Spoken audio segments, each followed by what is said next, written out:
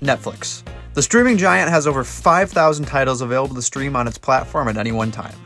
With that many options available, some films are bound to slip through the cracks. I did the math, and with all of the time we seem to have left in self-isolation, we might just be able to get through all of those that got away. Since I happen to have a list of every movie I've seen ranked from favorite to least favorite, I wanted to compile a list of some movies that are available to stream on Netflix that you might have missed. So here are some hidden Netflix gems. Beasts of No Nation is directed by Cary-Joji Fukunaga, who's also directing the next James Bond film. Beasts of No Nation was the very first original movie produced by Netflix all the way back in 2015, but I feel like it's been largely forgotten. The movie tells an often hard-to-watch story of a child soldier in an unnamed African country. The child soldiers are led by a frighteningly good Idris Elba, man is terrifying in this, who makes it easy to hate the abusive commander. It may be hard to watch, but the cinematography is beautiful to look at, with scenes that have stuck in my mind since the first time I saw it 5 years ago. My Scientology Movie is a hilarious, at times provocative documentary. I think that HBO made a better Scientology doc in Going Clear, but that's something I'll be getting into in a later video. Star and narrator Louis Theroux comes off as a less sophisticated John Oliver, but the situations are too hilarious to let that distract you. It's absurd to see how far the low-level Scientologists go to try and stop them filming the documentary. Scientology is like if that one video of the lady banging on the bus door was an organization. Portions of the movie create a dramatic reenactment of the church's leaders' abusive actions, and the film peels back the curtains into the actors' thoughts on performing these roles. Scientology is weird as shit, which makes this so much fun to watch. Director Jeff Nichols might not be a name you recognize, but I would include all of his films on this list if they were available to stream. Before he won his Oscar for Dallas Buyers Club that catapulted him from being viewed as a rom-com star to a serious actor, Matthew McConaughey took his first chance on a darker role in Mud. He plays a fugitive who enlists the help of two young boys to help him find his lost love. Nichols' movies are pretty dark, but if you're looking for a gritty, muddy, gun-toting crime thriller on the banks of an Arkansas river, Mud is for you.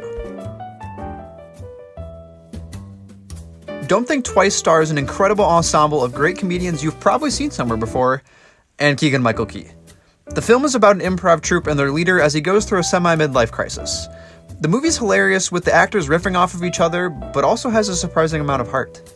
If you're not familiar with how improv performers work, it can be mesmerizing to watch how dedicated to their craft each of them are in a cult-like obsession. This is one of the funnier films on this list, so say yes and to Don't Think Twice. I was shocked by how much I liked this movie when I first saw it. Annette Bening is one of the all-time great actresses, and I will fight anyone who says different. She adds 20th century women to a list of great roles in a long and strong career. The movie also stars Elle Fanning and Greta Gerwig, forming a trio of women who stick together to raise a young boy in the 1970s California. Music plays a large role in the film and really brings you back to the post-disco, pre-rock and roll era in Southern California. The talking heads will definitely be stuck in your head for days after 20th Century Women. The night my friend and I watched Karen Kusama's The Invitation together is one of the best first-time viewing experiences I've ever had. I vividly remember physically being on the edge of my couch cushion during the final moments of the film. This is one of the most suspenseful movies I've ever seen, as the plot slowly unravels, upping the tension in every scene. A man is invited to a mysterious dinner party hosted by his ex-wife that opens up old wounds and causes some new ones. I recommend multiple bowls of popcorn because you will go through them all. If psychology is interesting to you, the Stanford prison experiment will be more than enough to feed that appetite. It's crazy that this is a true story, but in 1971, 24 male students were selected to be part of a study in the basement of the Stanford Psychology Building. Some of the men are assigned to be guards, and some are assigned to be prisoners. Watching the breakdown of their minds, even though this is just an experiment, is fascinating. It's equally interesting to see the scientists and how far they're willing to push the experiment. It really makes you wonder what you would have done if you were placed in the same situation. The day Burning came to Netflix, I could not wait to watch it again. This is one of my favorite foreign films of the past 5 years or so. A young man bumps into an old neighborhood friend who asks him to watch her cat for her while she's away on a trip. When she returns, she's got a new man with her, The Walking Dead's Stephen Yeun.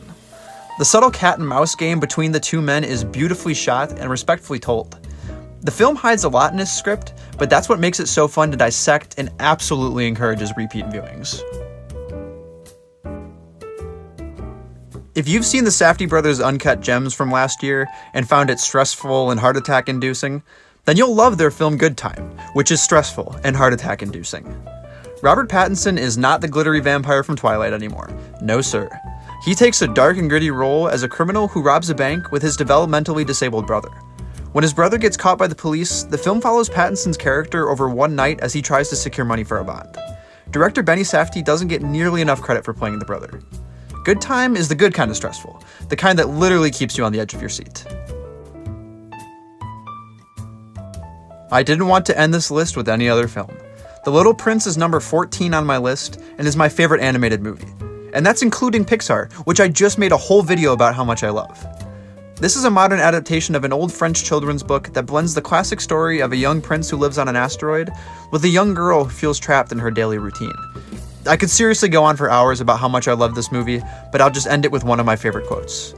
Growing up's not the problem, forgetting is. Some of the movies on this list have been forgotten, lost in the bowels of the soul-sucking algorithm that is Netflix. With so much time on our hands and so many titles to choose from, I hope you take these into consideration. If you guys subscribe and share this video, it really does help get the word out there so I can keep growing this channel. So I really appreciate how supportive you've all been of this channel so far.